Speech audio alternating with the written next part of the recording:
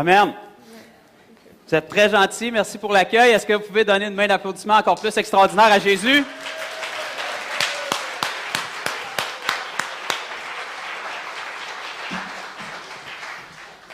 Amen. Jésus, c'est notre lien, c'est le point qui nous unit, c'est notre union avec le Père. C'est la seule raison pourquoi on est ici. Fait que si vous êtes ici pour d'autres choses, vous perdez votre temps. Je ne veux pas péter votre bulle, mais on est ici pour Jésus, puis pour qu'il soit manifeste en nous. Amen. Donc, j'ai un beau petit tableau. Aujourd'hui, ça va être un enseignement. Combien est-ce qu'il y en a ici qui connaissent The Last Reformation un petit peu, qui ont suivi le Pioneer School? Quand même la majorité. Donc, pour la plupart, ça va être un rappel de la leçon 18. Pour ceux qui ne l'ont jamais écouté, bien, ça va être tout nouveau. Vous allez tous être excités. Vous allez dire, comment ça, que j'ai jamais vu ça dans ma Bible? Mais ça va être bien. Amen. Pour ceux qui ne me connaissent pas, comme Gab a dit, je me présente juste pour que vous sachiez qui vous parle, mais si vous oubliez mon nom, on s'en fout, retenez Jésus. Amen. Parce que Jésus est roi. Moi aussi, mais je gouverne sous lui. Amen. Si vous êtes des enfants de Dieu, vous êtes des rois et des reines aussi. Donc, il faut qu'on commence à marcher de la sorte. Amen. Donc, c'est ça, je m'appelle Jonathan Bouchard. J'ai 31 ans. Ça fait 31 ans que je suis fils de mes parents. Ça fait 3 ans que je suis fils de Dieu maintenant. C'est ça qui est le plus important. Et puis, grosso modo, pour vous épargner les détails de mon témoignage, Jésus est mon Seigneur et Sauveur. Ce qui est important parce que pour la majorité des gens, il est un Sauveur, mais il n'est pas vraiment un Seigneur. Donc, Jésus veut être Seigneur et Sauveur. Les deux. Et puis, pour vous faire un petit résumé, depuis 2014, en fait, que j'ai commencé à obéir à ce que Jésus dit, c'est-à-dire d'aller par toute la terre, annoncer la bonne nouvelle, guérir les malades, chasser les démons. Et puis, il semblerait que Dieu soit très réactif à accomplir des miracles quand on obéit à sa parole. Parce que le problème, c'est jamais Dieu, c'est tout le temps nous. OK? Fait que tout le monde va dire, je suis le problème. Change-moi, Jésus. C'est bien, c'est bien. Peut-être qu'à la fin, ça va crier plus fort. Fait que juste pour vous mettre à l'aise, pour casser la glace, là, vous pouvez regarder votre voisin et lui dire, tu parais bien aujourd'hui. Dis,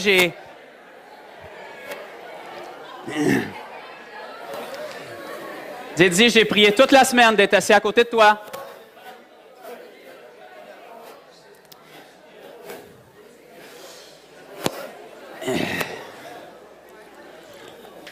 Maintenant, vous pouvez regarder votre autre voisin, votre deuxième choix, puis il disait, t'es pas trop payé non plus.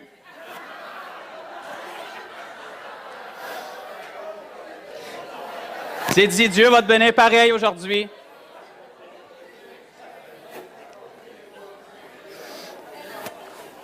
Bon, maintenant que tous les malaises sont passés, on va pouvoir passer aux choses sérieuses. Vous allez apprendre une chose avec moi, il n'y en a pas de malaise. OK? Parce que si vous êtes quelqu'un de malaisant, vous allez souvent être mal à l'aise. Fait qu'il ne faut pas être mal à l'aise. La gêne, ça ne vient pas de Dieu. La timidité, ça ne vient pas de Dieu. Et puis, il faut s'habituer à ça parce que quand on va dans les rues, les scénarios ne sont pas parfaits. Vous n'avez pas une équipe de louanges en arrière de vous. Vous n'avez pas toujours votre jeûne de 40 jours de fête. Vous n'avez pas toujours les anges qui sont visibles avec vous, mais vous avez Jésus, puis c'est plus que suffisant. Amen. Fait qu'aujourd'hui, on va regarder dans Luc 10, qui est une commission qui s'adresse à chacun de nous si vous êtes un disciple de Jésus. Donc, en principe, si vous êtes ici, c'est parce que c'est ce que vous voulez faire. Si vous ne l'êtes pas encore, ça devrait se régler au courant de la journée. Donc, on va aller regarder dans Luc 10. Si vous avez des Bibles, tournez-y. Si vous n'en avez pas, ça tombe bien, j'en ai une, j'avais prévu le coup. On va essayer de faire ça assez rapide parce que j'ai un petit peu moins de temps que prévu. Puis, qu'est-ce qu'on va faire après avoir passé à travers le chapitre puis fait quelques petites explications? On va faire des petites mises en situation après. Parce qu'aujourd'hui, c'est de la pratique. Ceux qui ne savaient pas, aujourd'hui, vous allez sortir. Combien est-ce qu'il y en a qui étaient ici cette semaine? Hier, avant-hier? Une grande majorité. Avez-vous été bénis? Avez-vous reçu? Amen. Donc là, c'est le plus important aujourd'hui, c'est la mise en pratique. Parce que vous pouvez recevoir toute votre vie, si vous ne mettez pas en pratique, on perd notre temps. Donc aujourd'hui, on va aller appliquer ce qu'on a reçu, puis on va faire des petites mises en situation. Si les gens sont moins à l'aise, qu'est-ce qu'on vous donne? Ce n'est pas nécessairement un by the book à suivre, mais c'est seulement que moi, j'ai à cœur d'aider les gens puis de vous faciliter la tâche. C'est-à-dire, je peux vous montrer un petit peu qu'est-ce qu'on voit en général comme situation dans les rues, parce que je l'ai fait quelques fois. depuis les 2 dernières années, puis il y a des patterns qui reviennent. Donc, je peux vous donner juste des petits indices comment approcher les gens. Chacun, vous avez votre façon de faire. Chacun, vous avez des talents que j'ai pas et vice-versa. Donc, l'approche, vous vous laissez inspirer par Dieu, puis vous allez voir, quand vous mettez un pas par la foi, Dieu est très, très réactif pour être avec vous. OK? Votre tête n'est pas de votre bord, mais votre cœur est là, puis Dieu regarde à votre cœur. OK? Fait que nous, on va juste vous donner des petites mises en situation, comment approcher les gens, comment casser la glace. Si vous voulez suivre ça, go for it. Si vous voulez y aller à votre façon, bien, je vous encourage aussi. Puis lorsqu'on va revenir pour les témoignages, vous nous les partagerez. Parce que c'est évident que les gens vont être guéris, que les gens vont être touchés, parce que la Bible est encore valable aujourd'hui en 2016, même au Québec. OK? Puis si ce n'est pas la notion que vous avez, bien, je vais péter votre bulle grandement aujourd'hui parce que j'ai 2 ans de preuves qui me disent le contraire. Parce que je suis dans les rues à chaque semaine depuis plus de 2 ans, puis je vois Dieu être fidèle. C'est pas parce que je suis extraordinaire, c'est parce que j'obéis, puis Dieu veut faire la même chose avec chacun de vous. OK? Fait que, je vais juste mettre ça ici, j'espère que ça va coller. On va regarder aujourd'hui à ce que Jésus dit. Est-ce que vous voyez quand même un petit peu? J'ai pris les plus gros caractères que j'avais. Donc, on a Jésus dit d'un côté et nous disons de l'autre. Ça va me dire, comment ça, Joe? Normalement, on est supposé toujours dire comme Jésus, mais souvent, des fois, il y a des petites variantes. Donc, c'est à ça qu'on va regarder aujourd'hui. Ça va être clair. Puis, j'adore ça, ces enseignements-là, parce que si vous avez un problème avec ça, je peux m'en laver les mains. Ça vient de la Bible, c'est les paroles de Jésus. Donc, c'est à lui qu'il faut que vous alliez vous plaindre. OK? Fait que j'aimerais ça qu'on prie avant de commencer. Ceux qui ont une objection, juste lever la main. Amen. Père, on veut te remercier pour le temps qu'on a ici ensemble, pour l'opportunité qu'on a d'être rassemblés. Père, on te remercie vraiment d'avoir inspiré cette rencontre, d'avoir mis ça dans nos cœurs, Père. Puis je te prie, le but de ces rencontres-là, c'est qu'on soit équipés, qu'on soit fortifiés, qu'on soit exhortés, Père. Qu'il y ait une fraternité qui s'installe, parce que l'important, Père, c'est pas comment qu'on commence, mais c'est comment qu'on persiste et qu'on finit la course, Père. Comment qu'on achève le bon combat pour ta gloire, Père. Père, notre désir, c'est que chacune de nos vies puisse te représenter au quotidien, que les gens puissent venir à connaître ton nom, à connaître ta parole, puis à connaître ta gloire à travers nos vies, Père. Je te prie de nous donner des oreilles de disciples, un cœur de disciples pour qu'on puisse recevoir ce que tu veux nous dire. Je te prie de venir nous changer, chacun de nous, Père, parce qu'on veut progresser, on veut avancer, on veut voir ta gloire, puis on veut être prêt à obéir à ce que tu nous demandes. Merci pour ta présence, Saint-Esprit, ici. Merci de convaincre les cœurs. Merci de parler à travers moi et à travers chacun des orateurs de la journée. Dans le nom de Jésus. Amen. Amen. Si vous n'êtes pas habitué au milieu, Amen, ça veut dire qu'il en soit ainsi. Donc, si vous ne comprenez pas, dites Amen. Ça encourage la personne qui est en avant, puis elle va prêcher encore plus. Puis si vous ne dites pas Amen, je vais quand même prêcher. Fait que vous êtes mieux de dire Amen. OK. Donc, ici, dans Luc 10, c'est la grande commission que Jésus a donnée à ses disciples. Donc, on est ses disciples. Donc, la commission s'adresse à nous. OK? Fait qu'on va aller regarder premièrement ce que Jésus a dit. Ici, Jésus a dit,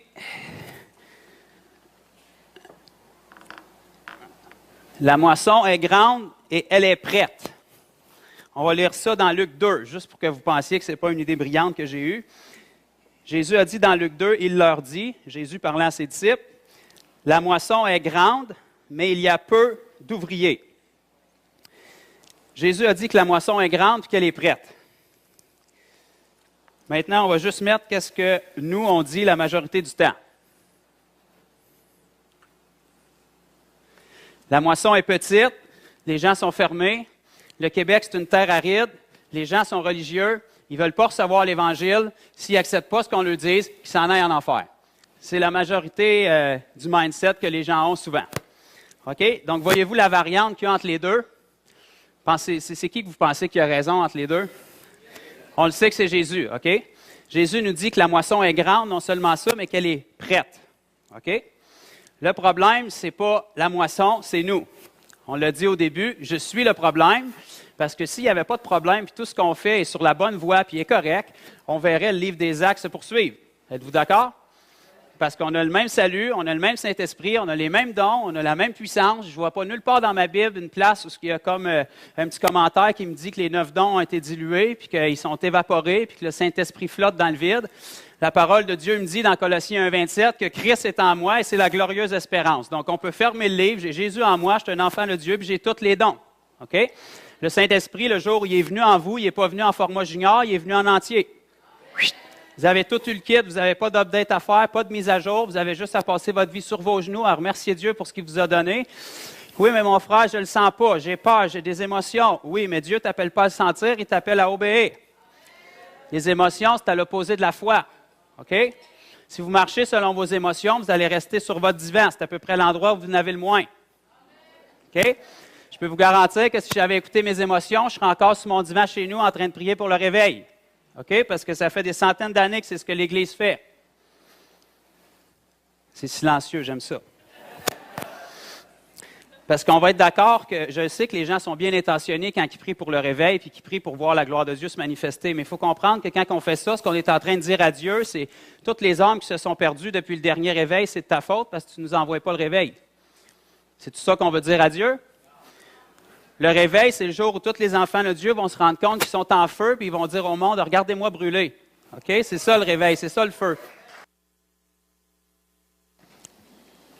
Le problème, c'est que la majorité de l'Église cache son incrédulité et sa peur, parce que la peur est bien réelle, puis elle va toujours être là. OK? Elle est dans votre chair. Et maintenant, vous êtes un enfant de Dieu qui marchez par l'Esprit. Donc, si vous attendez de ne pas avoir de doute et pas avoir de crainte, vous ne ferez jamais rien. On obéit à la parole, pas à nos émotions. OK? Comment la majorité des chrétiens réagissent à la commission de Jésus quand ils voient ça? La moisson est grande. Puis nous autres, on dit que la moisson est fermée.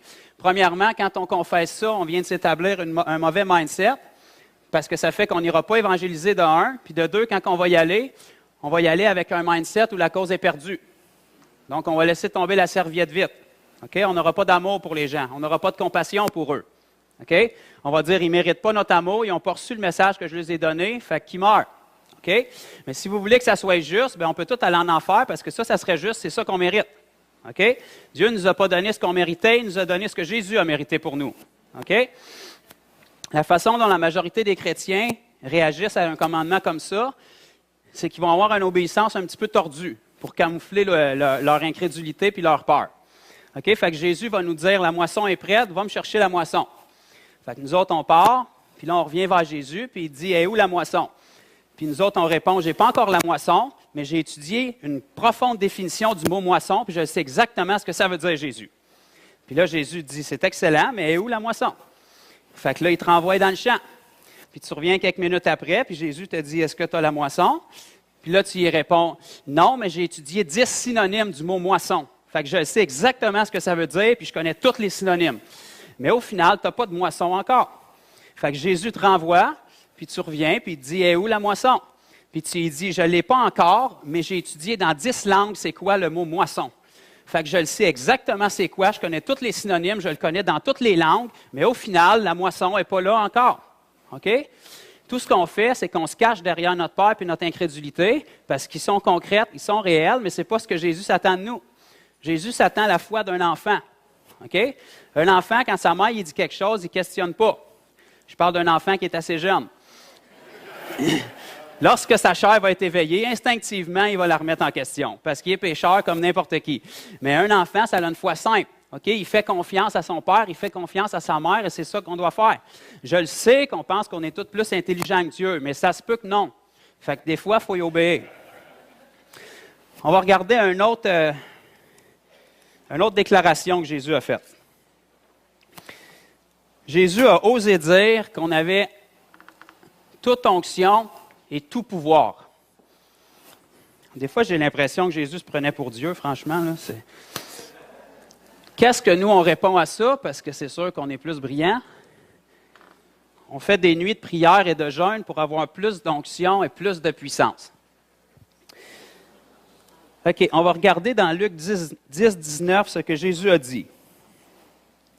Jésus a dit à ses disciples, « Voici, je vous ai donné le pouvoir de marcher sur les serpents, les scorpions et sur toute, d'après moi, il y a eu une erreur de traduction, là, c'est écrit toute la puissance de l'ennemi, et rien ne pourra vous nuire. »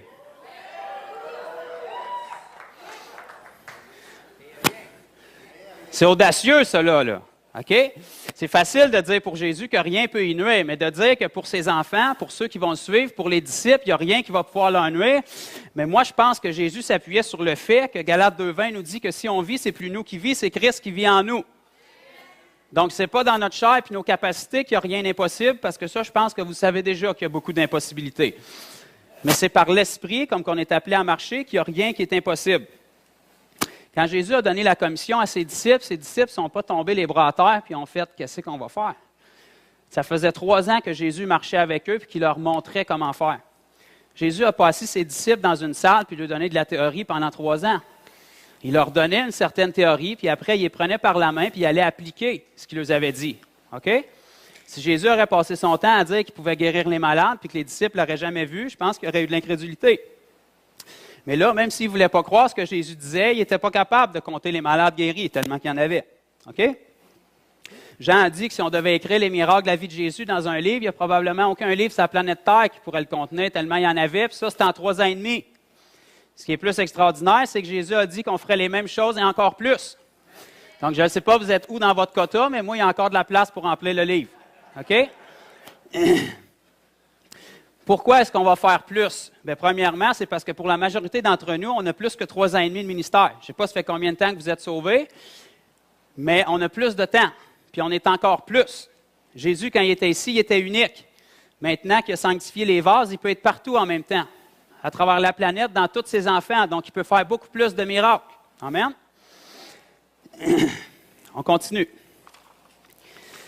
Jésus a osé dire... Les ouvriers, nous sommes le problème. On va regarder ça avec un appui biblique pour pas que vous pensiez que je suis trop zélé et que j'invente ça. Luc 2, ça nous dit, après le passage qu'on a lu tantôt, « La moisson est grande, mais il y a peu d'ouvriers. Prions donc le maître de la moisson d'envoyer des ouvriers. » Donc, il semblerait que le problème, ce n'est pas la moisson, c'est les ouvriers. Qui sont les ouvriers? C'est vous autres. Si vous êtes des enfants de Dieu, si vous êtes nés nouveaux, c'est moi, c'est vous. Pourquoi? Parce que Jésus ne vous a pas sauvés pour que vous chantiez avec les anges pour l'éternité, là. Il vous a sauvés parce qu'il avait besoin de vous ici sur terre. Il faut que vous compreniez que Dieu, s'il voudrait, il n'aurait pas besoin d'aucun de nous pour guérir les malades. Il aurait juste à faire « t'es guéri ». OK? Mais il faut qu'il vous fasse confiance et qu'il vous aime pour décider de passer à travers vous pour le faire. C'était son idée, c'était son choix. Ce n'est pas nous autres qui avons inventé ça. Dieu serait capable d'annoncer l'Évangile à toute la planète par lui-même, mais il vous fait assez confiance pour vous donner la commission de le faire. OK? Il n'y a aucun ange au ciel pour l'instant qui a la commission d'annoncer l'Évangile. Il n'y a aucun ange au ciel pour l'instant qui a la commission de guérir les malades puis de chasser les démons. Ce n'est pas parce qu'il n'y aurait pas la puissance de le faire, c'est parce que Dieu nous l'a donné à nous. C'est notre commission, c'est à nous de le faire. OK? Jésus nous dit que le problème, c'est les ouvriers. Nous, on répond, c'est à Dieu de le faire, ce n'est pas à nous. Nous, on rentre derrière notre crainte et notre incrédulité, puis on dit, Dieu, envoie le réveil. Rouvre les cœurs, ouvre leurs yeux. Puis ça, je pense, je ne veux pas parler pour Dieu, mais je pense que c'est la prière que Dieu a le plus exaucée souvent dans toute sa carrière, dans toute sa vie. OK? Parce que je peux vous garantir que dès le moment où vous priez ça, Dieu dit, parfait, je t'exauce. Mais Dieu prend pour acquis que vous savez que c'est à vous d'y aller, par exemple. Si tu dis, envoie le réveil puis sauve des âmes, Dieu dit, parfait, je t'exauce. On va les chercher à cette heure. Parce que vous le savez, ni vous ni moi, on peut les sauver. Mais c'est à nous d'aller les chercher. Ce n'est pas le pêcheur qui crée le poisson, mais il faut qu'il aille le pêcher. OK? Je ne suis pas un excellent pêcheur, mais si tu lances ta ligne dans le bois, tu n'as pas grand chance de pogner un poisson. De la même manière que si tu vides ta carabine dans le lac, tu n'as pas grand chance de pogner un orignal. OK? La première étape, c'est que si tu veux un poisson, il faut que tu te lèves de ton divan, tu trouves un bateau, puis que tu ailles sur l'eau. Ça, c'est la première étape. Même si tu as 0 expérience comme pêcheur, si tu es sur le lac et tu as une ligne à l'eau, tu as des chances. OK? C'est ça qu'on s'en va faire l'après-midi. OK? Les poissons ne sont pas dans l'Église la majorité du temps parce que dans l'Église, c'est le rassemblement des saints. Dieu n'a jamais conçu l'Église pour sauver les âmes, il a conçu l'Église pour former les disciples à aller chercher les âmes. OK? Aujourd'hui, on amène les gens à l'Église pour qu'ils soient sauvés. Dans la parole, la Bible nous dit que Dieu ajoutait chaque jour à l'Église les nouveaux convertis. On dirait que ça tourne en envers, là. Parce qu'on n'a pas fait de disciples, bien, l'Église se retrouve avec la charge de faire des nouveaux convertis, alors qu'elle devrait équiper les chrétiens pour marcher en puissance. L'Église, c'est un gym, c'est un bootcamp. C'est ici qu'on vient se faire former par les différents entraîneurs qui sont les 5 ministères pour qu'on puisse exploser quand on sort. Parce que vous avez 7 jours dans votre semaine, je pense. Je ne sais pas de quel coin de pays vous venez, mais en général, vous avez 7 jours par semaine. Puis si vous êtes un bon chrétien, vous allez 2 à 3 fois par semaine à l'Église. Donc, il vous reste beaucoup de temps. Là. La vraie vie, là, c'est à votre travail, c'est dans vos loisirs, c'est quand vous faites votre épicerie, c'est partout où est-ce que vous êtes. C'est là que ça se passe. C'est là que vous êtes appelés à briller. OK? Parce que l'Église, c'est le rassemblement des saints. C'est plein de lumière ici. Fait que même si vous brillez, ça ne paraîtra pas tant. Une lumière, ça brille dans le noir. Il faut qu'on sorte et qu'on aille dans les ténèbres pour briller. Amen? C'est merveilleux. Personne ne s'est sauvé encore. Regardez bien ce que Jésus a dit ensuite. Jésus a dit, priez le maître d'envoyer des ouvriers. Moi, je pense que c'est vraiment extraordinaire si Jésus nous dit quoi prier, puis qu'on prie ce qu'il nous dit, il y a des bonnes chances qu'il y ait un exaucement. OK? Qu'est-ce que nous, on prie? Priez que la moisson entre dans l'Église. C'est-tu juste moi qui ai connu ce pattern-là ou vous avez déjà vu ça? OK, je vais vous donner une petite parabole pour illustrer ça. Imaginez-vous que moi, je suis un fermier, OK, j'ai une belle grange, puis là, je le sais parce que je suis bien expérimenté que c'est le temps de la moisson, puis que la moisson est prête. OK? Fait que là, je vais rouvrir les portes de ma grange, puis je vais mettre une belle pancarte. Bienvenue à tous. Aujourd'hui, c'est une porte ouverte, la moisson, tu peux rentrer. Puis je m'accote sur la grange, puis j'attends. Qu'est-ce que vous pensez qui va arriver? À moins d'un miracle, il y a très peu de chances que la moisson rentre toute seule. OK? Fait que là, si je deviens perturbé, puis je me dis, la moisson n'est pas docile, j'ai rouvert mes portes, j'ai voulu l'accueillir, puis elle n'est pas rentrée. Je pense que j'ai une autre idée. Je vais rentrer dans ma grange, je vais faire du ménage, je vais passer le Swiffer, je vais mettre des petits sapins qui sentent bon, je vais partir les ventilateurs, là, ça va être accueillant, je vais ressortir de ma grange, puis je vais dire, moisson, rentre dans la grange. Qu'est-ce que vous pensez qui va arriver? Il y a très peu de chances que la moisson rentre toute seule, parce qu'elle n'a pas été conçue pour ça. Puis là, si j'ai une autre idée de génie, puis je me dis, ça prendrait une ambiance plus accueillante. Je vais aller mettre de la belle musique dans la grange. Fait que là, j'ai des beaux petits sapins qui sentent bon, c'est tout propre, il y a de la belle petite musique qui joue. Puis là, je crains ça dans le tapis, puis je mets les speakers vers la moisson, puis je dis, moisson, rentre dans la grange. Qu'est-ce que vous pensez qui va arriver? Il ne se passera rien. Comme dans la majorité des vies chrétiennes aujourd'hui. Oh, je ne peux pas croire que j'ai dit ça. OK. Imaginez-vous que je suis un fermier vraiment extraordinaire, puis j'ai une autre idée. J'ai beaucoup d'amis, puis je dis, je pense que j'ai trouvé le problème. Je vais lever ma grange, puis je vais aller la construire direct au milieu du champ, par-dessus la moisson. Là, forcément, la moisson va rentrer. OK? Fait que là, je lève la grange, je m'en vais direct dans le milieu du champ, je pose la grange là, il y a de la belle musique dans la grange, ça sent bon, il y a une belle ambiance, puis la moisson ne rentre pas. Fait que là, j'en viens à la conclusion, forcément, la moisson, elle a la tête dure, puis elle n'est pas intéressée à ma grange, fait que je vais la mettre au feu, je vais la brûler, puis je vais passer ailleurs. Ça, c'est comme ça, la majorité du temps qu'on a vu la vie chrétienne. C'est comme ça que l'évangélisation a été perçue. OK? On a beau mettre la musique qu'on veut, on a beau faire les affiches qu'on veut, c'est la puissance de Dieu qui convainc les cœurs. OK? Les gens à l'extérieur, à moins que les langues de feu descendent sur la bâtisse, ils ne voient pas la puissance qu'il y a en dedans. OK? Puis premièrement, la Bible nous dit que vous êtes le temple du Saint-Esprit. Donc la puissance est en vous. OK? Si vous voulez être un vendeur puis vendre un produit, généralement, vous démontrez le produit. OK? Moi, si je te dis que j'ai la meilleure balayeuse au monde, mais que je ne suis pas capable de la faire partir, en partant, ça va mal. Ce qui va faire que ça va être accrocheur puis que les gens vont vouloir ma balayeuse, c'est parce qu'ils vont en voir comparé puis ils vont voir que la mienne est définitivement meilleure. OK? Qualité-prix. Et ce qui est extraordinaire, c'est qu'on a le Dieu le plus puissant, qui est en fait le seul Dieu. On a le meilleur Jésus au monde, qui est en fait le seul Jésus, puis le prix, c'est gratuit. Tout ce que Dieu te demande d'abandonner, c'est quelque chose que tu n'as jamais été conçu pour être, c'est pécheur. Tu n'as pas été conçu pour être un pécheur. Tout ce que Dieu te demande d'abandonner pour venir à lui, c'est ta vie. De toute façon, elle est nulle. Fait que tu es aussi bien d'y abandonner pour vivre celle qu'il a préparée pour toi. OK? Jésus est venu ici sur terre, il s'est sacrifié pour nous, il a souffert pour nous, pour nos maladies, il a versé son sang pour nos péchés. Il est mort, il a été enseveli, puis il est ressuscité. Tout ce qu'il nous demande de faire, c'est de renoncer à nous-mêmes, de mourir, d'être enseveli dans les eaux du baptême, puis de ressusciter en lui. On poursuit dans les pas de notre maître. L'élève n'est pas plus grand que le maître. Ce que Jésus a fait, c'est ce qu'il nous demande de faire. Amen? C'est bon, ceux qui ont retenu leur amen, là. On se sent charismatique. OK. Qu'est-ce que Jésus a aussi dit? Là, je commence à être bas, par exemple.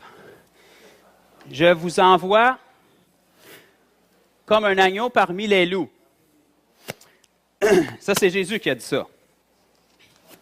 Je vais même aller vous le lire. J'ai des petites notes ici. OK. Jésus a dit ça dans Luc 10, 3. Partez. Fait que Jésus s'entend qu'on doit partir à un moment donné. Right? OK. Partez. Voici, je vous envoie comme des agneaux parmi les loups. Mais évidemment, parce qu'on est plus intelligent que Dieu, nous autres, on est arrivés avec la conclusion. C'est de loin préférable de rester dans l'Église, loin des loups.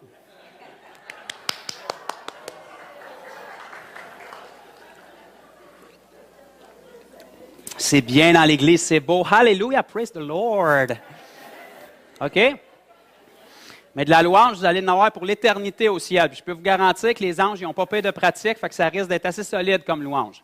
OK? C'est bien d'être dans la louange, c'est bien d'être dans la présence de Dieu, c'est le fun d'avoir un petit frisson. Mais à un moment donné, il faut dégeler, il faut sortir, il faut aller vers les gens. OK? Puis vous allez en avoir des frissons quand vous allez sortir. Ça ne sera peut-être pas le même genre de frisson, mais ça va vous rappeler que vous avez besoin de Dieu. OK? Maintenant, Jésus, on sait qu'il est le bon berger.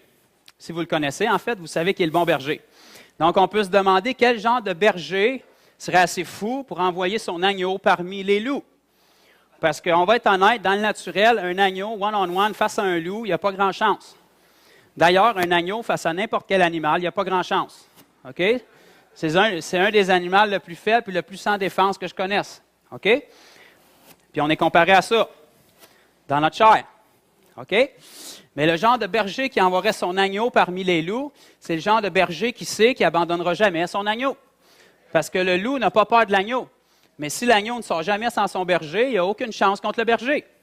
OK? Puis ce qui est plus extraordinaire, j'ai trouvé ça dans ma Bible, c'est dans Matthieu 28, 20. Jésus a dit, « Et voici, je suis avec vous tous les jours jusqu'à la fin du monde. » Je ne regarde pas les nouvelles, mais je pense que ce n'est pas la fin du monde encore. Fait que Jésus est encore avec nous. OK? Fait que si Jésus est encore avec nous, même si on s'en va parmi les loups, on est d'accord que les loups n'ont absolument rien à craindre de nous dans notre chair. Parce qu'on est des agneaux, puis on n'a aucune défense. OK? Les loups, ce n'est pas les gens. C'est les esprits, les dominations, les principautés, puis tous les mensonges qui viennent contre vous. OK? Si Jésus est avec nous, puis qu'il ne nous laisse jamais, puis qu'il nous envoie, puis je peux vous garantir que Jésus est avec vous toujours. Peu importe ce que vous faites, si vous êtes son enfant, il ne vous abandonne pas. Il a son œil sur vous, il vous voit, puis il est tellement près qu'il est en vous. OK? Fait qu'il n'y a pas grand-chose à cacher. Mais là où vous allez le sentir le plus, c'est quand vous le sollicitez. OK? Vous allez peut-être sentir Jésus qui est fort, fort avec vous dans vos émotions charnelles quand vous êtes sur votre divan avec la belle louange, avec votre pot de popcorn, puis avec votre coke dans l'autre main. OK? Ça, c'est la façon de louer à l'américaine.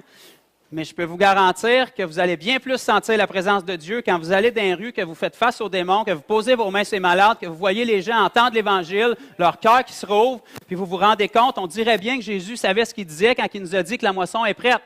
OK? Les gens sont dans les ténèbres. Si on ne donne pas la lumière, ils vont rester dans les ténèbres. OK? Nous, on le sait qu'on a la lumière. Le problème, c'est qu'eux ne le savent pas. Puis on va être franc, le Jésus qu'ils connaissent, c'est le Jésus religieux qui va être dans la crèche à Noël. OK? Puis ce Jésus-là, j'en veux pas non plus. Parce que premièrement, dans la crèche, il est bébé, puis dans la Bible, il y avait 2 ans quand les rois sont arrivés, les mages plutôt. Fait qu'en partant, c'est off de la parole. Mais qu'est-ce que je veux vous dire sans vous donner un cours d'histoire? C'est que Jésus est toujours avec nous. Puis il s'attend à ce qu'on croie ça. OK? Si vous allez dans les rues avec cette attitude-là, même si vous ne le sentez pas, Jésus est roi pareil. Même si vous ne le sentez pas, personne ne peut effacer les meurtrissures de Jésus à la croix.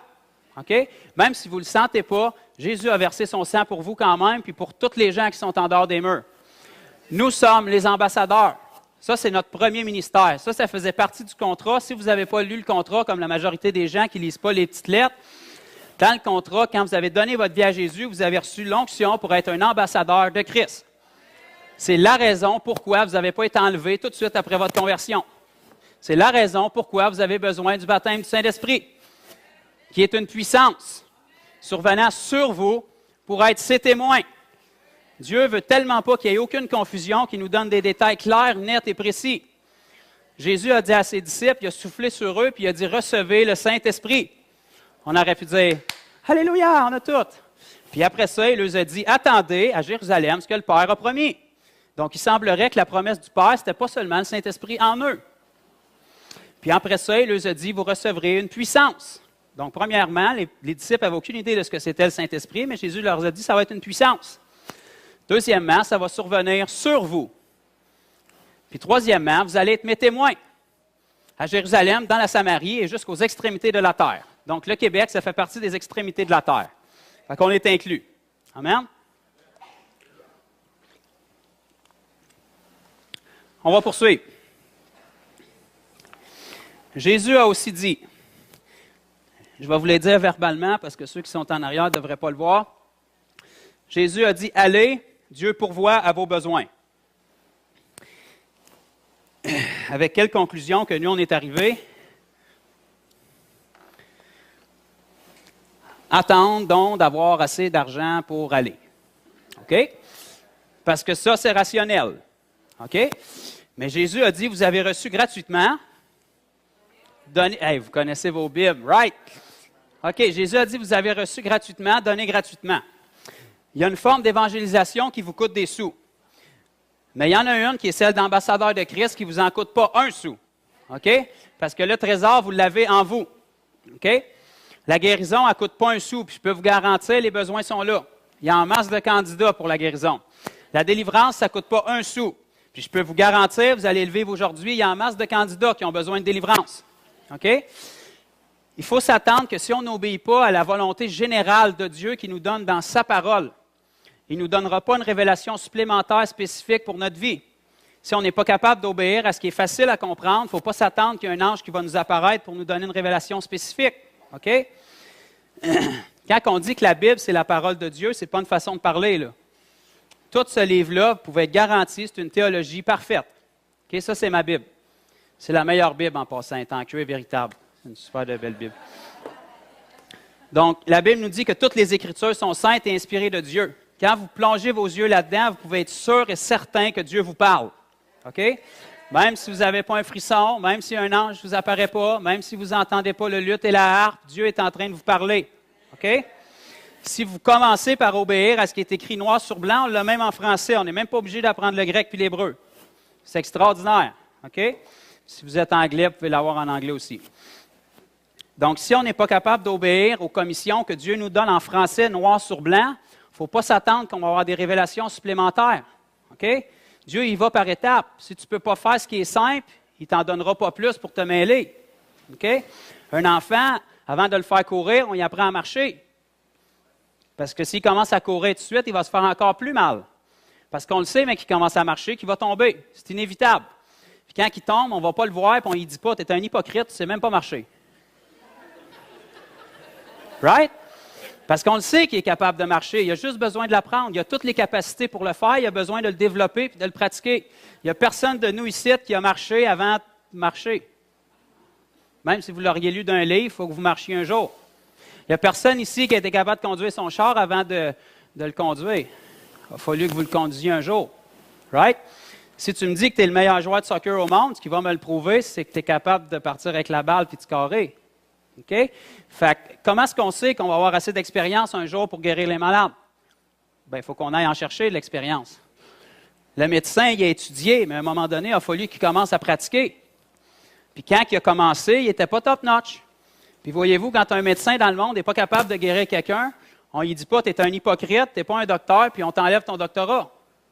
On lui dit, tu as fait ton possible, maintenant tu apprends, puis plus ça va aller, plus tu vas être capable. Mais pourquoi, quand un chrétien est pris pour un malade et qui n'est pas capable d'avoir de percée, on lui dit, tu es un hypocrite, puis tu rêves en couleur, ça n'existe pas la guérison?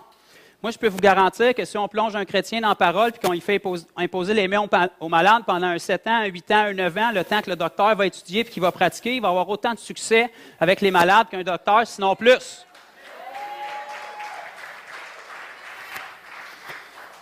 Pourquoi? Parce que le docteur s'est plongé dans ses livres. Le docteur, il avait un but, il savait ce qu'il voulait faire. Il est allé chercher sa théorie, puis à un moment donné, il a commencé à pratiquer. Puis la première fois qu'il a fait face à une maladie qu'il ne comprenait pas, il n'a pas arrêté.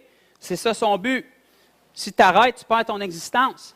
Si on est ici, c'est parce que Dieu nous appelle à quelque chose. Si on arrête la première fois qu'on fait face à un mur, on ne pourra jamais avancer.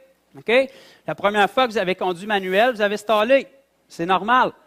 Mais vous n'avez pas dit « je ne serai jamais capable ». Surtout à Montréal, des fois c'est plus compliqué. Vous avez persisté. La Bible nous dit que ceux qui auront la foi et la persévérance hériteront des promesses de Dieu. La foi, vous l'avez. Dieu vous a départi à chacun de vous une mesure de foi. La preuve, c'est que vous avez pu être sauvés. Okay? Ça ne prend pas beaucoup de foi pour déplacer des montagnes. Ça prend gros comme un grain de sénévé. La raison pourquoi la Bible prend ça, c'est que c'est la plus petite graine que sur la planète. Fait qu'il voulait vraiment pas qu'il y ait aucune confusion. Okay? Le problème, c'est que cette foi-là, souvent, ne sera pas active parce qu'il y a un poison pour la foi, puis c'est l'incrédulité. Okay? S'il y a des incrédules ici aujourd'hui, je suis spécialement après votre cas. Vous allez devoir quitter, vous allez devoir commencer à croire. OK? L'incrédulité, ça neutralise notre foi. Puis l'incrédulité, ça se retrouve dans une seule partie de vous, puis c'est dans vos pensées. OK? Parce que si vous ne le saviez pas, vous êtes un esprit premièrement. Comment tu t'appelles, mon ami? Pierre-André. Super. Moi, c'est Joe. Pierre-André, là, je suis en train de parler à ton corps, mais en réalité, c'est à ton esprit que je m'adresse. OK? Tu es premièrement esprit. Si tu tombes mort en ce moment, ton esprit continue. Tu as une forme spirituelle qui est dans ce corps-là, puis ça, c'est qui tu es réellement. Tu possèdes, tu habites un corps, puis tu possèdes un âme. OK? Ton esprit a été sauvé le jour où tu t'es repenti de tes péchés, puis tu as donné ta vie à Jésus. As-tu déjà fait ça?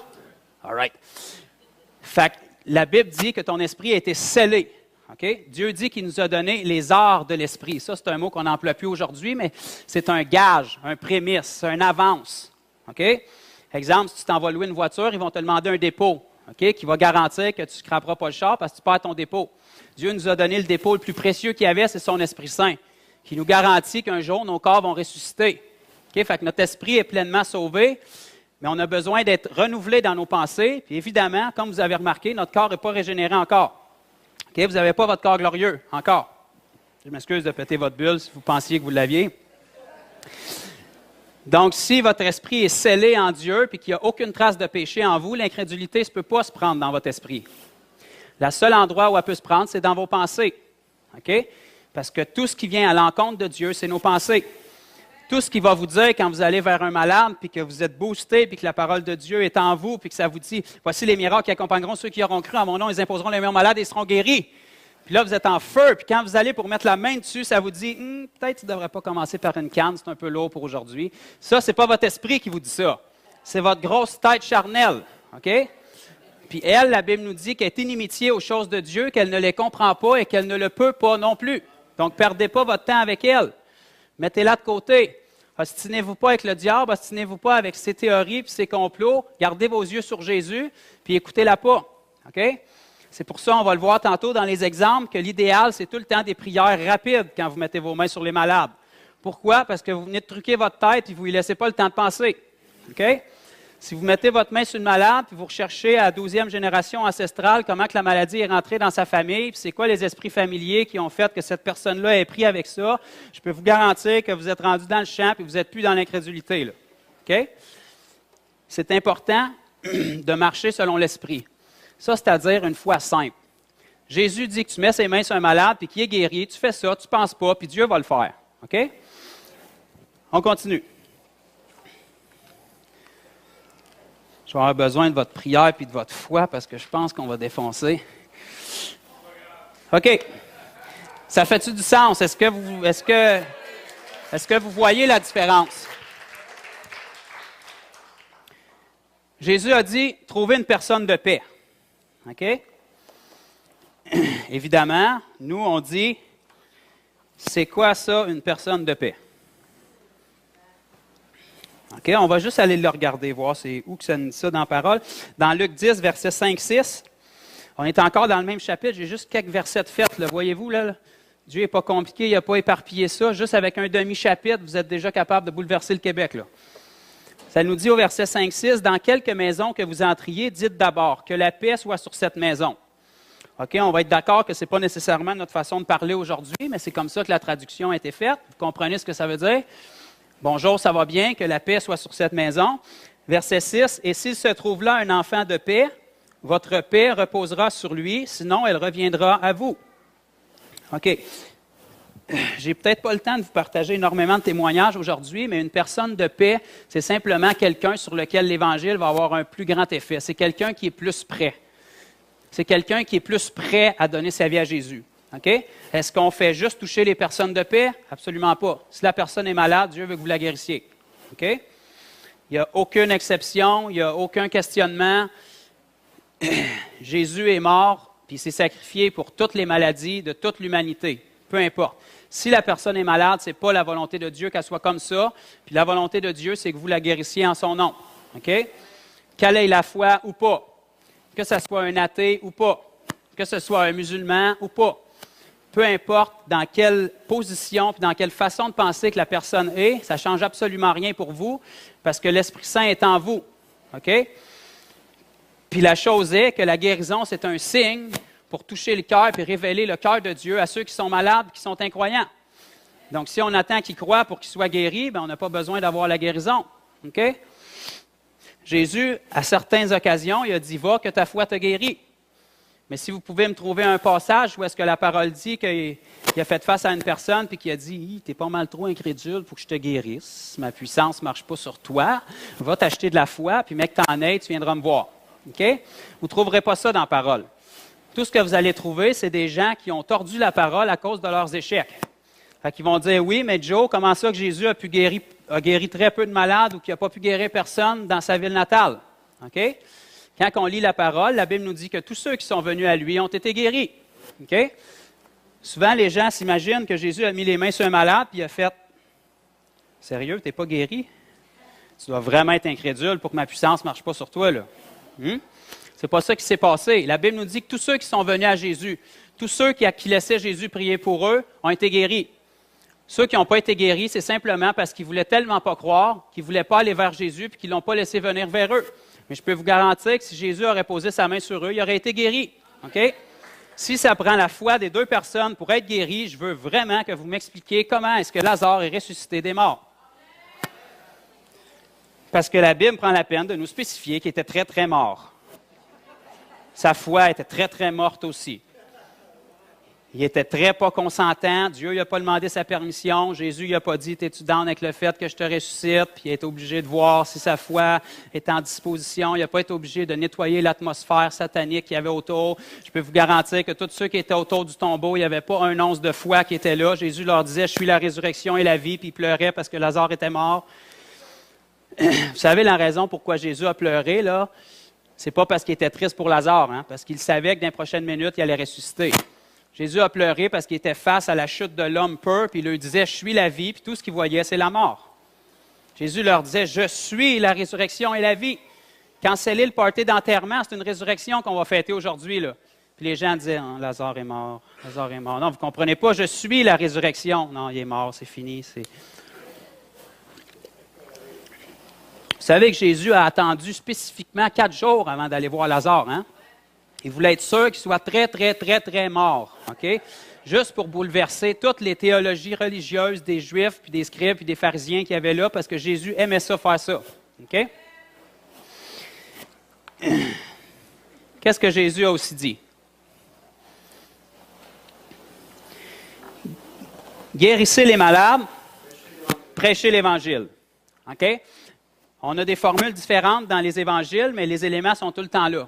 Ici, dans Luc 10, au verset 9, Jésus a dit « Guérissez les malades qui s'y trouveront et dites-leur, le royaume de Dieu s'est approché de vous. » Okay? C'est sûr, si vous allez dans les rues aujourd'hui et vous dites à la personne « Le royaume de Dieu s'est approché de toi », ça se peut qu'elle ne saisisse pas tout. Ce que ça veut dire, c'est de leur annoncer l'Évangile. Okay? Ils ont peut-être déjà entendu gros des choses comme ça à Montréal, mais ce n'était pas tout inspiré par l'Esprit. Il y a des drogues dures qui font ça aussi. Jésus a dit « Guérissez les malades, prêchez l'Évangile ». Nous autres, parce qu'on est plus intelligents, on dit « Prêchez l'Évangile », parce que ça fait cute religieux, puis on dit « Peut-être guérir les malades ou pas, pas nécessaire ». S'il est sauvé, c'est ça ce qui compte, il endurera sa douleur. Puis de toute façon, si on le guérit, s'il ne donne pas sa vie à Jésus, il va périr pour l'éternité. Fait que ça ne donne rien de le guérir. OK? Ça démontre un cœur qui n'a pas d'amour. Ça démontre un cœur qui n'a pas saisi que le royaume de Dieu fonctionne sous forme de semence. OK? Une guérison dans la vie de quelqu'un, même s'il ne donne pas sa vie à Jésus, je peux vous garantir que ça parle plus fort que n'importe quel dépliant que vous allez y donner. OK? Parce que même si c'est caché sous une belle apparence, la majorité des dépliants, puis je ne veux pas offenser personne qui en donne, là, je ne vous dis pas de ne pas le faire, mais la majorité des gens qui vont donner des dépliants, c'est juste pour mettre une barrière entre eux et la personne parce qu'ils ne savent pas quoi dire. OK? Mais ce n'est pas le dépliant qu'on leur présente, c'est le Jésus qui est en nous. Il faut qu'ils désirent qu'est-ce qu'on a assez pour abandonner leur vie. OK? Il faut qu'ils voient quelque chose en nous qu'ils n'ont pas. C'est comme ça qu'on adhère à quelque chose, vous savez. Si on est honnête et qu'on regarde à la majorité de la vie de l'Église moderne aujourd'hui, bien, on ne peut pas se surprendre que les païens n'en veulent pas. Parce que souvent, les chrétiens aujourd'hui sont plus malades, sont plus liés, sont plus dépressifs que la majorité des inconvertis. Ça, c'est pas normal. OK? Si tu t'en viens pour vendre un produit, puis tu es un vendeur de char, puis tu t'en viens pour vendre un char, puis tu arrives en Peugeot tout rouillé, défoncé, les 4 tailleurs sur le flat, ça part mal. OK? Notre vie, c'est le modèle. La Bible nous dit dans Colossiens 1,15 que Jésus était l'image visible du Dieu invisible. Hébreux 1,3 nous dit qu'il était le reflet de sa gloire et l'empreinte de sa personne. Puis j'ai trouvé quelque chose d'encore plus cool dans ma Bible, c'est dans 1 Jean 4,17, ça dit « Car tel il est, tel nous sommes, tel vous êtes. Comme Jésus était, tel vous êtes. » Pas dans l'éternité, dans ce monde. OK? Jésus n'a pas vécu ces années ici sur terre en tant que Dieu. Il les a vécues en tant que Fils de Dieu. Un corps 100% humain avec un esprit saint. OK? J'ai le bonheur de vous annoncer que si vous êtes né de nouveau, vous avez un corps 100% humain avec un esprit saint. Donc, tout ce que Jésus a fait, on peut le faire. OK? On est appelé à le faire. Il s'attend qu'on le fasse. Il désire qu'on le fasse. Amen? OK, je vais vous lire ça parce que on achève. Ceux qui sont tannés de la pression puis de m'entendre chialer, là, on est rendu à Luc 10, versets 10 et 11. Jésus a dit, « Mais dans quelque ville que vous entriez et où l'on ne vous recevra pas. » OK, fait que Jésus vous annonce d'avance que vous ne serez pas toujours reçus. Fait que tombez pas dans l'épreuve à appeler frère Paul puis sœur Suzy pour leur expliquer comment votre sortie d'évangélisation a été difficile, puis que les gens sont fermés, puis que vous ne savez pas comment faire parce que Dieu a dit que la moisson était prête, puis les gens vous ont rejeté. Ça arrive. OK? Quand vous jetez votre ligne à l'eau, ça peut prendre du temps avant de pogner un poisson, mais vous savez que vous êtes à la bonne place. Verset 11, Jésus a dit, quand ça l'arrive, nous secouons contre vous la poussière même de votre ville qui s'est attachée à nos pieds. Sachez cependant que le royaume de Dieu s'est approché de vous. Donc, quand ces situations-là arrivent, Jésus nous dit de secouer la poussière de nos pieds. Puis il nous dit aussi, je vais le mettre en haut ici, il ne nous dit pas d'arrêter là, puis de tomber en dépression, puis de tomber dans le jeûne, puis d'aller se faire consoler par le pasteur. Puis il dit de passer au suivant. Donc, Dieu semble savoir que s'il y en a un qui est fermé, il y a un suivant qui va être ouvert. OK? Qu'est-ce que nous, on dit? Continuons année après année sur la ou les mêmes personnes. Fais-moi confiance, mon frère, j'ai un bon plan d'évangélisation. Ça fait 10 ans que je travaille sur cette personne-là, puis je vois des changements. Puis depuis ce 10 ans-là, j'ai fermé les yeux sur toutes les autres que j'ai rencontrées dans la rue parce que je vais me concentrer sur cette personne-là. Ça ne fonctionne pas, les amis. Vous êtes appelés à briller, puis vous êtes appelés à mettre des semences dans la vie de quelqu'un. Mais quand Jésus nous dit de secouer la poussière de nos pieds, ça ne veut pas dire, si tu ne reçois pas l'Évangile que je te donne, brûle en enfer, puis je passe au suivant. Ça veut dire, j'ai mis une semence dans ta vie, je t'ai approché pour t'aimer, puis je t'ai démontré l'amour de Dieu. OK? Vous savez que même si vous posez vos mains sur un malade, puis vous n'êtes pas capable de voir de percer, de toute façon, la personne, c'est la dernière affaire au monde qu'elle s'attend d'être guérie. OK? Elle le fait par politesse. OK? Puis ici, au Québec, c'est extraordinaire. La majorité du temps, vous ne vous ferez ni battre, ni tirer dessus, ni lapider pour faire ça. Pour l'instant. OK? Fait que si vous ne cassez pas la glace tout de suite, mais que ça arrive, ça va être beaucoup plus difficile. OK? La personne, ce qu'elle va vous dire, c'est vraiment bien qu'est-ce que vous faites. Continuez, il devrait y avoir plus de personnes comme vous. OK? Fait qu'en partant, vous venez de mettre un témoignage dans sa vie, même si vous n'avez pas eu de percée, vous êtes allé chercher une expérience de plus, ce qui fait que vous êtes à une personne de moins de guérir les malades. Vous êtes une personne plus près d'avoir 100% de réussite. Et puis en plus, vous avez semé l'amour dans sa vie. Okay? Ce qui vient à l'encontre de la majorité de la chrétienté et des religions, parce que ce que les gens connaissent de la chrétienté, c'est pas ça. C'est je m'en viens de vendre un pitch, puis si tu ne répètes pas la prière quand j'ai fini, je passe au suivant, puis toi, tu ne fais rien. Okay? C'est pas ça qu'on s'en va faire aujourd'hui. Aujourd'hui, on s'en va aimer les gens, on s'en va répondre aux besoins. Si les gens sont malades, on prie pour eux. S'ils ont des besoins pour leurs proches, on prie pour eux, on les aime. Puis ça, c'est un témoignage qu'on laisse dans la vie des gens. OK? Même s'ils ne répètent pas une prière à la fin de votre rencontre, ce n'est pas un échec. OK? Puis de toute façon, même s'ils répéteraient votre prière, ça peut être un échec quand même. OK? Parce que Dieu regarde au cœur. Ce qu'on s'en va, c'est mettre une semence dans la vie des gens. Et la Bible dit qu'un sème, l'autre arrose et l'autre récolte. Mais c'est Dieu qui fait croître. OK? Peu importe comment vous êtes extraordinaire, vous le savez, ni vous ni moi, on est capable de guérir un malade par nous-mêmes. C'est Dieu qui le fait. Ni vous ni moi, on peut sauver quelqu'un par nous-mêmes. Tout ce qu'on peut faire, c'est arranger le meeting. Tout ce qu'on peut faire, c'est y annoncer l'Évangile. Parce que j'ai trouvé un autre passage extraordinaire dans ma Bible d'un auteur connu qui s'appelle l'apôtre Paul. Puis dans Romains 1,16, il nous dit « Je n'ai point honte de l'Évangile, car c'est la puissance pour le salut de quiconque croit. » Donc, il semblerait que la puissance, c'est très exclusif. Le salut, c'est très exclusif, puis tout ce que ça prend, c'est croire. OK? Donc, nous, notre travail, on ne peut pas croire pour les gens, pour le salut. Pour la guérison, c'est différent parce que ça vous accompagne.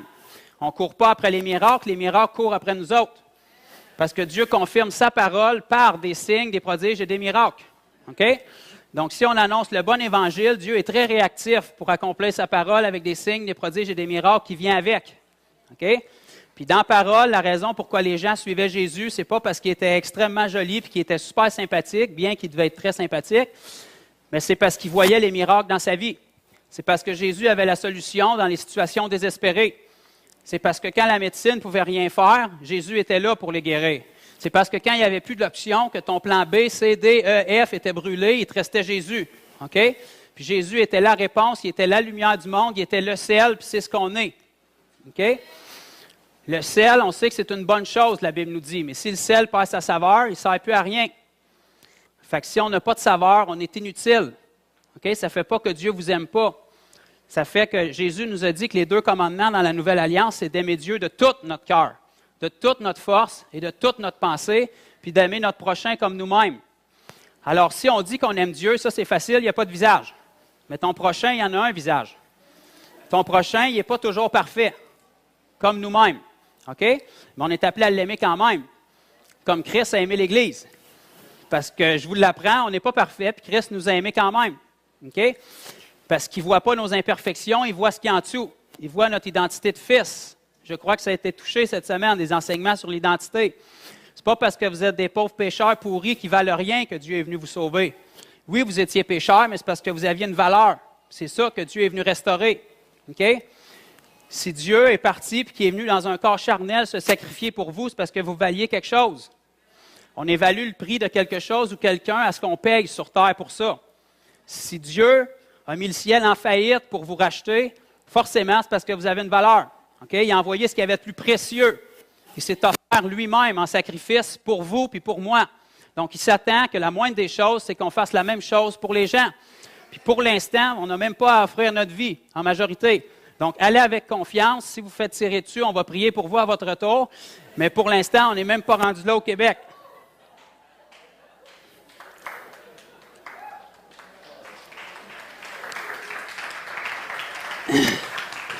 Le pire qui va vous arriver en moyenne, puis là, je ne suis pas en train de prophétiser, je vous parle à travers certaines expériences que j'ai eues. Le pire qui va vous arriver, ça va être « non, merci, ça ne m'intéresse pas ».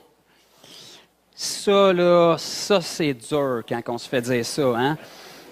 Préparez-vous, parce que, mec, qu'on arrive au ciel et qu'on ait annoncé à l'apôtre Paul qu'on est tombé dans l'épreuve parce que quelqu'un nous a dit « non, merci », puis qui nous explique « j'ai été lapidé, j'ai été laissé pour mort, j'ai fait naufrage, j'ai manqué de nourriture, j'ai eu froid, je pense que nos excuses ne tiendront pas la route. » Right?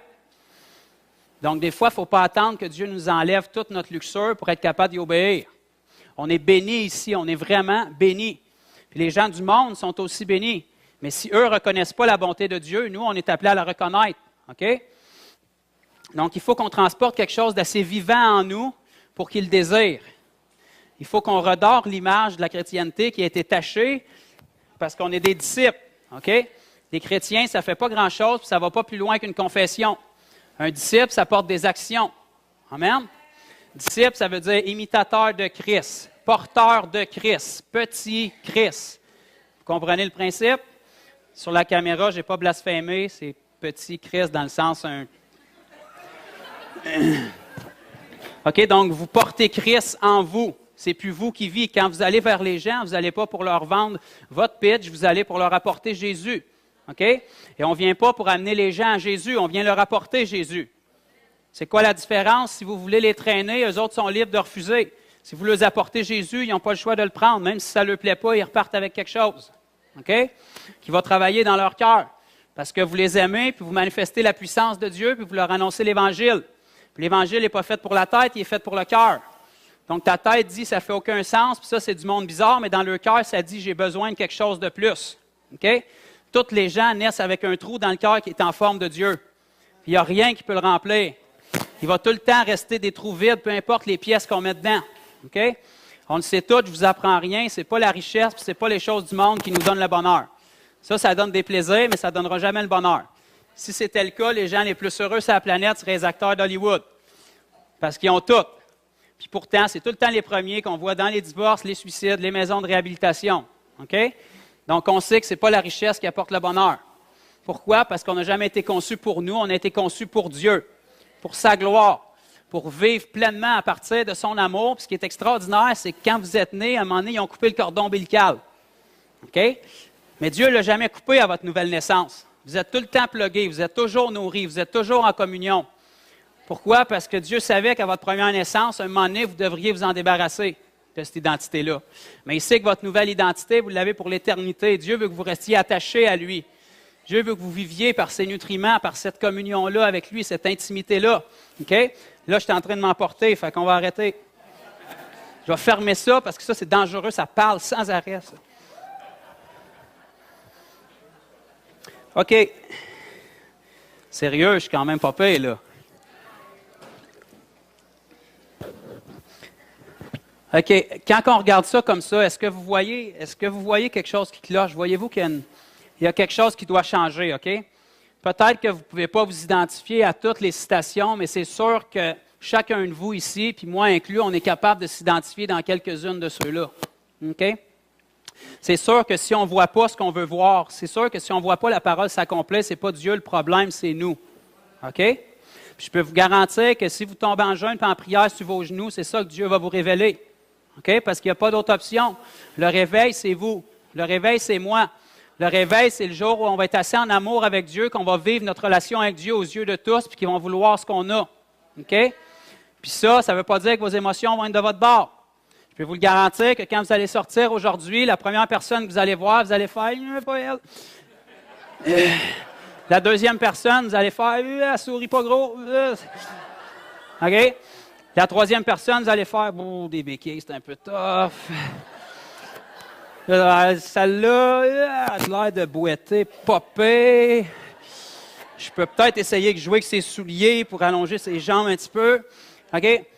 Si je peux vous donner un conseil, lorsque vous allez sortir, la première personne que vous voyez, vous sautez dessus. OK? C'est comme quand vous rentrez dans une piscine et que l'eau est frette. Si vous taponnez pendant 1 heure, vous allez vous geler. Si vous sautez dedans, c'est fait. OK? Cassez la glace tout de suite, puis après, vous allez voir comment ça teint menteur, puis que la peur que vous avez, c'est la sienne. OK? OK, on va faire des petites mises en situation juste pour que des fois... Comment est-ce qu'il y en a ici qui n'ont jamais sorti dans les rues ou peu importe pour approcher un inconverti, pour lui dire « T'es-tu malade? Peux-tu prier pour toi? » ou quoi que ce soit. Bon, il y en a quelques-uns. Fait que vous êtes tous expérimentés. Je vais parler à ces 6 personnes-là. OK, premièrement, quand vous allez dans les rues, ce qu'on s'en vient annoncer, c'est une bonne nouvelle. Fait que si vous avez une phase d'enterrement, ça part mal. OK? On s'accroche un beau sourire. Oui, mais mon frère, je ne veux pas être hypocrite, je ne le sens pas. Ça ne change rien. Même si tes émotions sont tristes, tu es assis à droite du Père dans un lieu céleste pareil, puis Jésus est roi. Right? Je peux vous garantir qu'après votre première guérison, vous allez voir comment vous le sentez. OK? Puis vous allez vous rendre compte comment Satan était menteur 1 minute avant. Donc, vous vous accrochez un beau sourire. Puis là, moi, j'ai eu une révélation extraordinaire. OK, je vais vous la partager. Comment je sais comment être dirigé puis guidé vers les gens, c'est que quand je vois une personne qui est, mettons, en avant de moi, je l'arrête.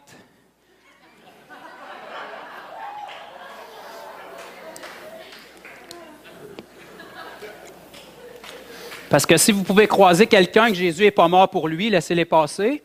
Mais en attendant, je pense qu'on n'est quand même pas trop pire, là.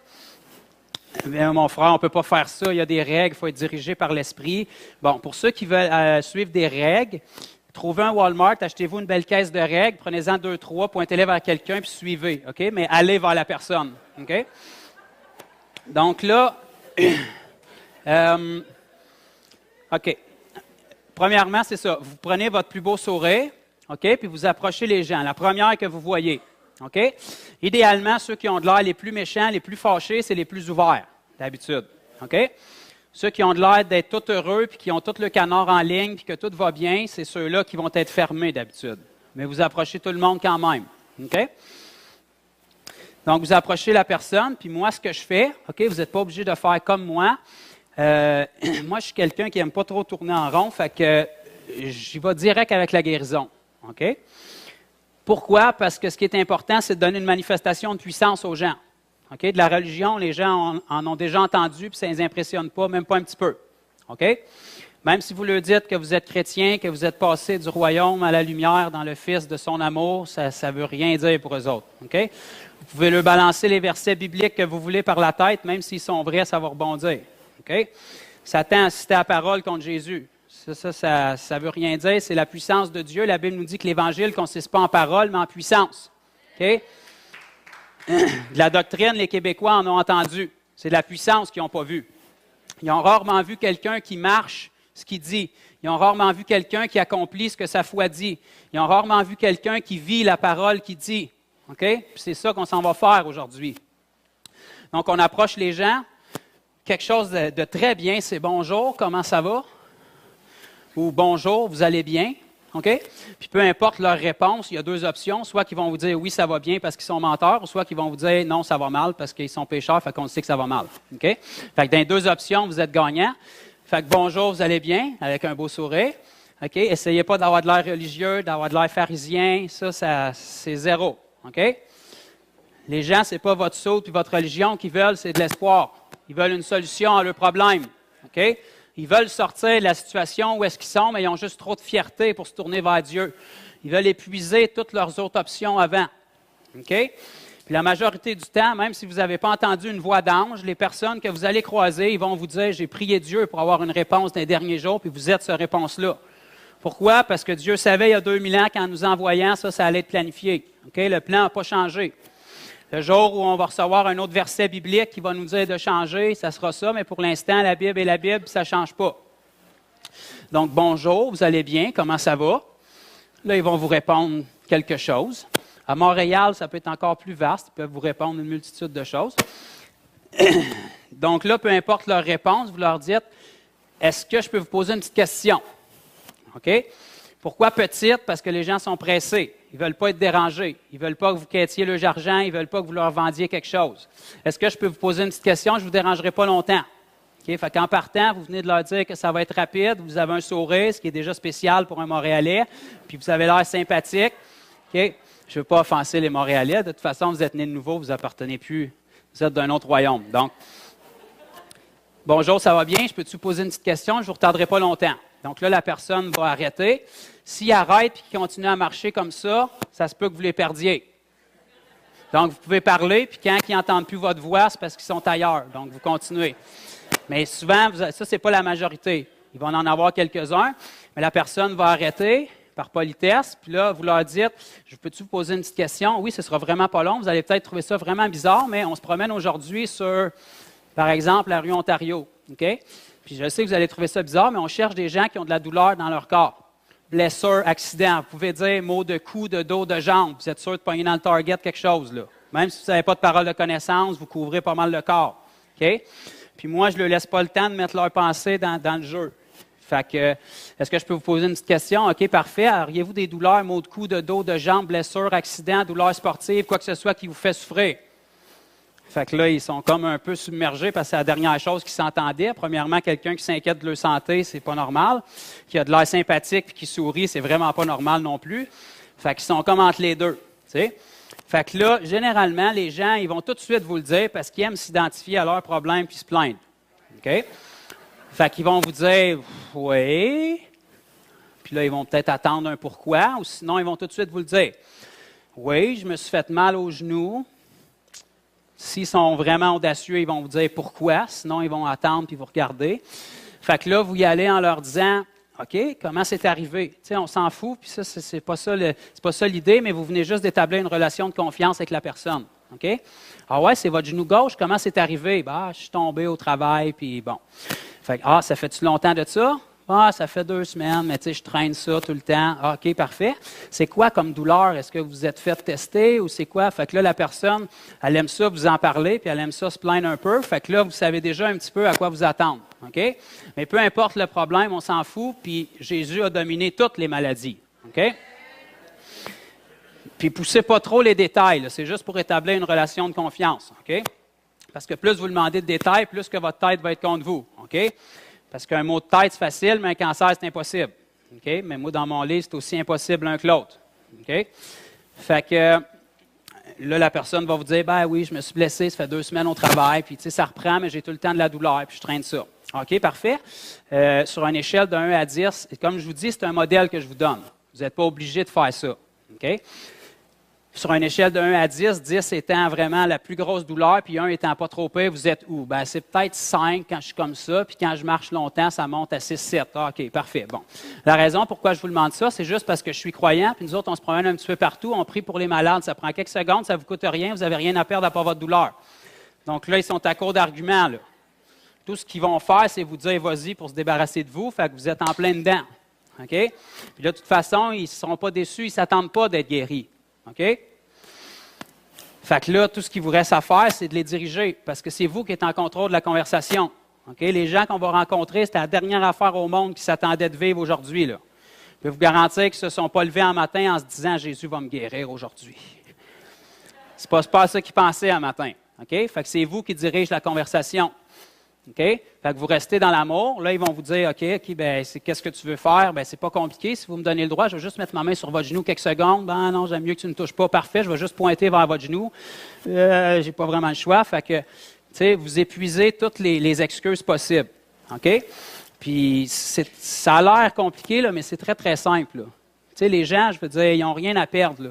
Vous devez le mettre dans leur notion que ça va être rapide, ça ne coûte rien, puis ils n'ont rien à perdre. S'il y a de quoi, ils vont vouloir le faire juste pour vous faire plaisir, vous encourager dans votre folie. Fait que c'est un peu ça le principe.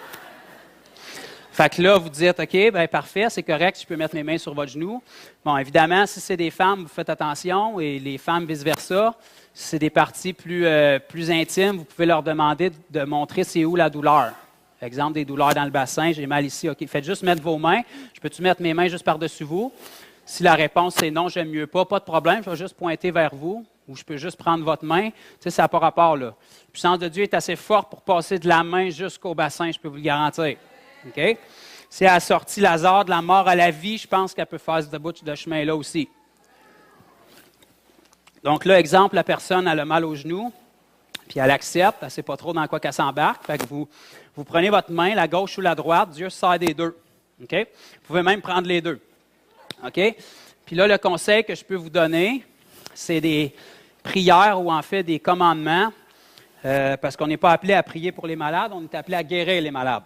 OK? La puissance n'est pas dans vos paroles, elle est dans qui vous êtes. OK? C'est l'Esprit Saint qui est en vous, qui touche les gens. Quand vous touchez les gens, c'est la main de Jésus qui les touche. OK? Fait que vous ne pouvez pas scraper la guérison avec votre prière. OK? Généralement, dans le nom de Jésus ou un sois guéri va être plus que suffisant pour tout ce qu'il y a à faire. OK? Fait que gardez ça le plus court possible. Pourquoi? Parce que c'est plus facile pour votre foi. Plus c'est court, moins vous avez le temps de penser, donc moins vous avez le temps de douter. S'il n'y a pas de doute, la foi coule, puis il n'y a aucun problème. OK? Parce que je peux vous garantir que Jésus veut guérir les gens encore plus que vous. Il attend ça, puis il attendait qu'il y ait une opportunité pour le faire. OK? Il attend ça, il est excité. Là. Il vous regarde aujourd'hui, puis il dit, j'en ai une gang que je vais pouvoir couler à travers. J'ai plusieurs mains, j'ai plusieurs pieds.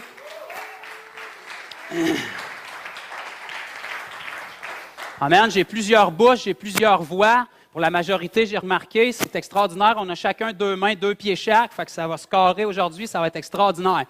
Donc, vous posez votre main sur le genou de la personne, puis vous dites, genou, sois guéri au nom de Jésus. Ça, qu'est-ce que ça fait? Premièrement, vous n'avez pas le temps de douter. Deuxièmement, si la personne n'a pas 100% de guérison à la première imposition ou à la première prière, bien, vous pouvez le faire 3, 4 fois, 5 fois avant qu'elle soit tannée, parce que ça fait juste 2 minutes qu'elle est là. Vous comprenez?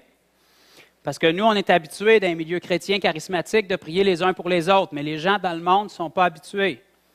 Quand vous faites ça, ils regardent autour et ils ont hâte que ça finisse. Fait que faites ça le plus vite possible pour ne pas avoir le temps de douter puis pour être capable de prier le plus possible. OK? Si vous priez 4 fois pour la personne, genou soit guéri maintenant. OK, test.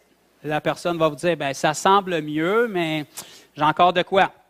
Parfait, je le refais juste une autre fois. Genou soit guéri dans le nom de Jésus. Bien là, je ne sais pas si c'est dans ma tête, là, mais pour de vrai, ça a l'air d'être mieux. Là, c'est bizarre. Genou soit guéri complètement dans le nom de Jésus. Là, ils sont comme... Ça doit être l'effet placebo, là, mais je ne ressens vraiment plus rien en ce moment. OK? Vous comprenez? L'effet placebo, c'est la première excuse que les gens vont vous donner quand ils sont incrédules, là, parce que c'est tout ce que Satan est capable de leur donner face à la puissance de Dieu, OK? Parce qu'il ne peut pas l'arrêter. Donc, ça, c'est un exemple. OK? Fait que des courtes prières, puis de toute façon, ce n'est pas des prières, là, puis idéalement, essayez de dire quelque chose qui est en contexte. Là. Si la personne a mal au genou, dites pas mot de tête, soit guéri, tu sais. Dieu va guérir son genou pareil parce qu'il sait c'est quoi le besoin, mais la personne va être mêlée un peu. Fait qu'essayez d'y aller en relation. OK? Puis vous n'avez pas besoin d'être précis, là. S'il y a des problèmes d'hernie discale, vous n'avez pas besoin d'avoir le code du vertèbre exact. S'il vous le donne, tant mieux, mais Dieu sait ce qu'il fait. OK? Fait que vous mettez vos mains, des courtes prières, des commandements rapides. Dans le nom de Jésus, sois guéri. Puis là, je vais peut-être dire quelque chose qui va choquer quelques personnes. Je suis désolé. Mais même si vous ne mentionnez pas le nom de Jésus, elle va être guérie pareil. OK? Mais vous pouvez vous leur témoigner après Jésus parce que c'est en son autorité que vous le faites. OK? Je ne vous dis pas ça pour truquer les gens, là. Mais tu sais, vous savez, quand la parole nous dit que c'est dans le nom de Jésus qu'on guérit, puis c'est en son nom, ce n'est pas une formule magique où on dit Jésus nécessairement. OK? Un ambassadeur pour le gouverneur des États-Unis, par exemple, bien, quand il arrive en son nom. Puis il n'est pas nécessairement obligé de répéter le nom de la personne tout le temps, parce qu'il marche avec son autorité. Une fois que la personne est guérie, vous lui témoignez Jésus. Vous lui dites que c'est dans le nom de Jésus que ça a été fait. OK? Fait que Jésus a la gloire quand même. OK? Je vous dis ça, c'est juste parce que dans certaines occasions, si les gens savent que vous êtes chrétien, ils vont tout de suite associer ça à la religion, puis ça se peut qu'ils ne veulent pas que vous priez pour eux. OK? Fait que si vous voulez, vous faites ce que vous voulez, soyez libre, puis vous avez le droit d'être pas d'accord avec moi. Là, vous pouvez juste leur dire, nous, on enlève la douleur des gens. OK? Ça prend quelques secondes, puis vous dites, genou, sois guéri. OK? Elle va être guérie quand même, parce que Jésus est en vous, puis il sait ce que vous faites. OK? Puis après, vous leur expliquez, tu es vraiment guéri. Puis là, la personne va dire, oui, je ne sens plus rien. OK? Puis par exemple, si c'est un athée, ça, c'est la partie qui est le fun. Parce que là, vous pouvez leur dire, c'est le Dieu qui n'existe pas qui vient de te guérir. Il s'appelle Jésus. OK? Vous comprenez? Parce que, par exemple, si c'est un athée ou peut-être n'importe quelle religion, un musulman, si vous lui dites que vous êtes chrétien, il y a très peu de chances qu'il vous laisse prier pour lui. OK? OK? Parce que pour un musulman, par exemple, chrétien, ça veut dire catholique. Puis pour eux autres, c'est adorateur d'idoles.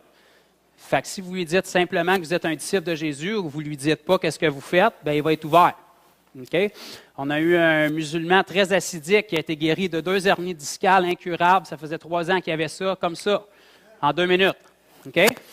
Dieu les aime exactement comme n'importe qui, autant que vous, les athées, autant que vous, le pire des pécheurs, autant que vous, parce que sans Jésus, on est tous égaux. On est tous pécheurs, on est tous condamnés. OK? Fait que c'est ça. Je tombe-tu dans les questions? On est mieux de ne pas embarquer là-dedans. Une petite question, allez-y.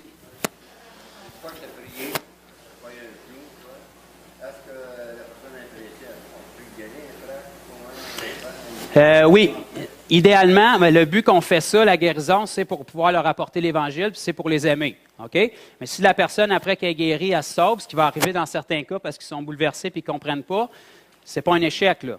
OK? Parfait. Donc, c'est ça.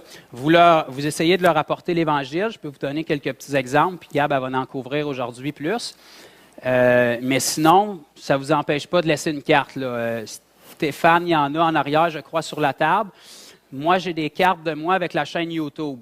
OK, je ne fais pas ça pour faire ma promotion, là, mais c'est juste parce que les gens n'ont jamais vu de miracle souvent, ils ne croient pas à ça. OK, fait que d'avoir une chaîne YouTube de quelqu'un au Québec qui en a plusieurs, là, j'en ai des dizaines sur YouTube, des situations différentes, fait que ça peut être une petite source de témoignage pour la personne. OK?